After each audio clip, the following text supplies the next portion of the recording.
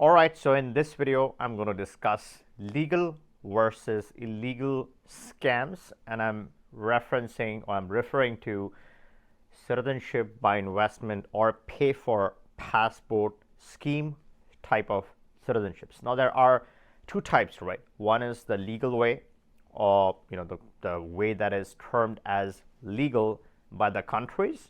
Pretty much, they can decide what they want to do, right or wrong is up to them. Once they decide something is legal, then that is legal, perfectly normal. It could be illegal in other countries, but in their country, they have decided it's a legit option. Now, what the option is does not matter, right or wrong, it is legal. Then there's the other type, which is illegal stuff, right? The government or the country hasn't decided to sell their passport.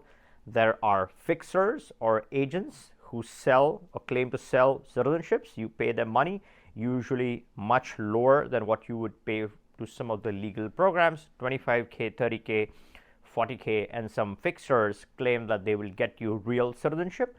The passport that you get might be real, but once you try to use it, you might land in jail. It's completely fraud. It's illegal. You might sneak in once, but the moment it's flagged, and it's just a matter of time it gets flagged.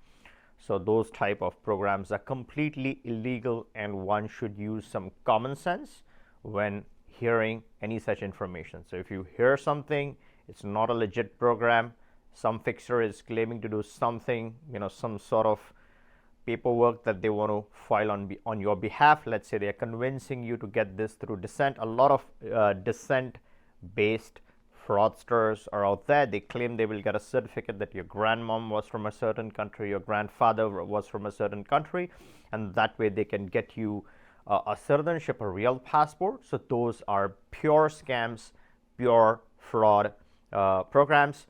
If you know that your grandmom or your grandfather or your parents were not from a certain country, don't let the agent decide that.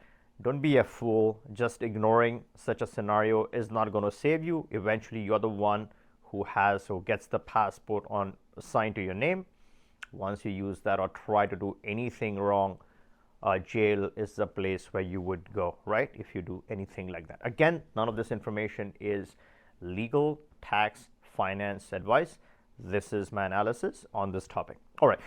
The focus here is the legal programs. Now, I'm not going to say legal scams, right? Let's not call them scams, because some countries decide their own procedure. According to them, it's not a scam, it's a legal process, it's a legal program. It's very important to understand what is a scam, what is the definition of a scam. You're paying for something, you're getting something in return. When you get that thing in return, if it is not the actual thing that you signed up for or that was promised to you, then that is a scam. You're getting something different than what you have paid for. So that is really what a scam can mean, or means in the normal sense.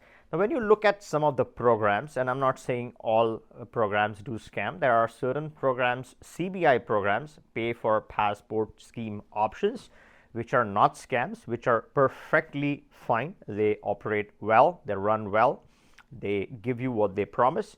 But when you are looking at overall, right, there's just 10 or 11 countries that sell their passports. Not all countries sell their passports in that way for cash. So when you're looking at these programs, there are few things that you have to closely examine. One is the citizenship the same for the locals versus the pay for passport scheme candidates?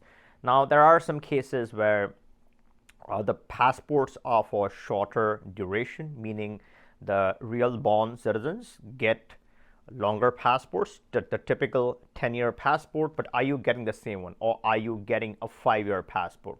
Is there any residency to maintain the citizenship? Now, normally when you talk about a citizenship, it's not contingent upon anything, right? It's a pure, straightforward citizenship. So if you're paying money and if you're getting the citizenship, is that based on some sort of residency? Typically 5 days, 10 days, whatever it is.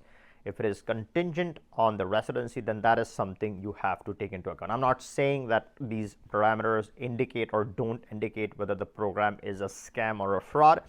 I'm just saying that these are things that you should keep in mind when you are evaluating different programs, and we're calling them legal programs because the governments have decided their legal procedure, right? The second thing that you should be looking at is the people who run these programs. Now, there are certain programs where there have been some allegations of fraud and scam in millions, right? The monies were invested in Western countries.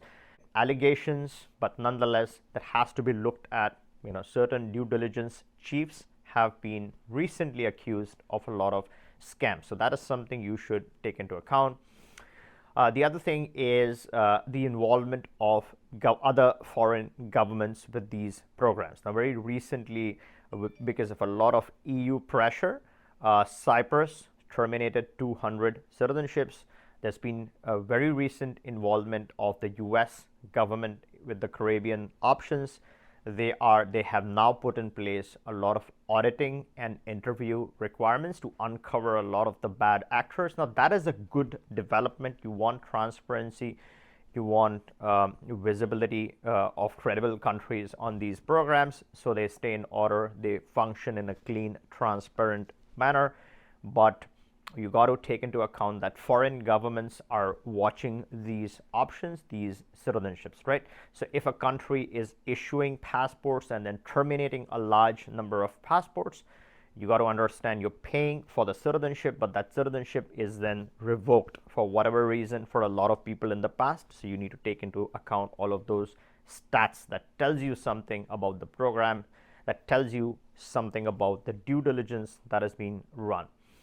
The third thing is, are these citizenships monitored, right? A lot of external entities, banks, etc., treat some of these citizenships very differently. The moment they encounter a CBI passport, they flag it. There's an SAR, in a lot of cases, a suspicious activity report filed by the bank to the real citizenship government, right? So let's say the passport claims that you're born, let's say in the US or in any other country. So the bank will typically like to process you as per the other citizenship that you might have. They might, just in case, to be on the safer side, based on the instructions to financial institutions, they might be interested in submitting a SAR report based on which CBI passport you carry.